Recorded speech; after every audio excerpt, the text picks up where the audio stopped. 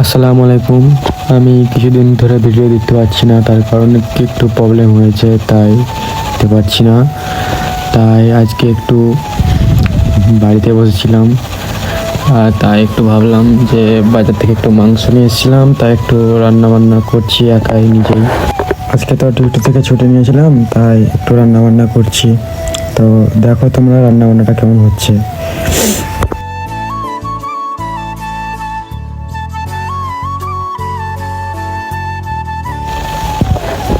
তারপর একটু ভাবলাম বাজার থেকে কলা কিনে নিয়ে এসেছি, তো কলাটা তো খেতে হবে, যেহেতু কিনে নিয়ে এসেছি।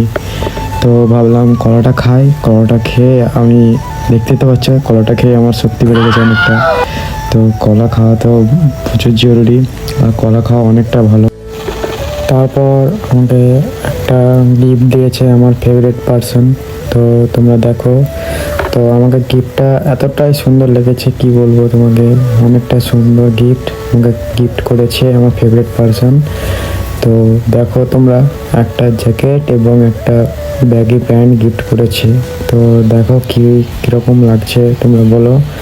তো আমি এটা পরে দেখাবো অবশ্যই। তো কেমন লাগছে তোমাকে বলো। তো ড্রেসটা এবার পরতে যাব,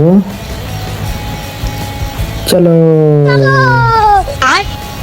তো দেখতে পাচ্ছ তোমরা ড্রেসটা পরে কেমন লাগছে, আমি পুরোটা দেখাচ্ছি না এখন।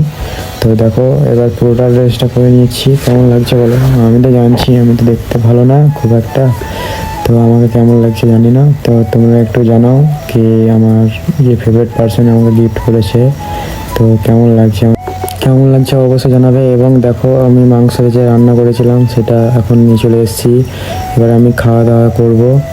তো দেখতেই পাচ্ছ আমি খাওয়া দাওয়া করবো এবার। তো দেখি কেমন লাগে, যেহেতু আজকে আমি রান্না করলাম, তো জানি না কেমন লাগবে। তোমাদেরকে অবশ্যই একদিন খাওয়াবো, তোমরাও খাবে। তো বেশ ভালো লাগলো, আমি জানি নিজের রান্না নিজে একটু বললাম।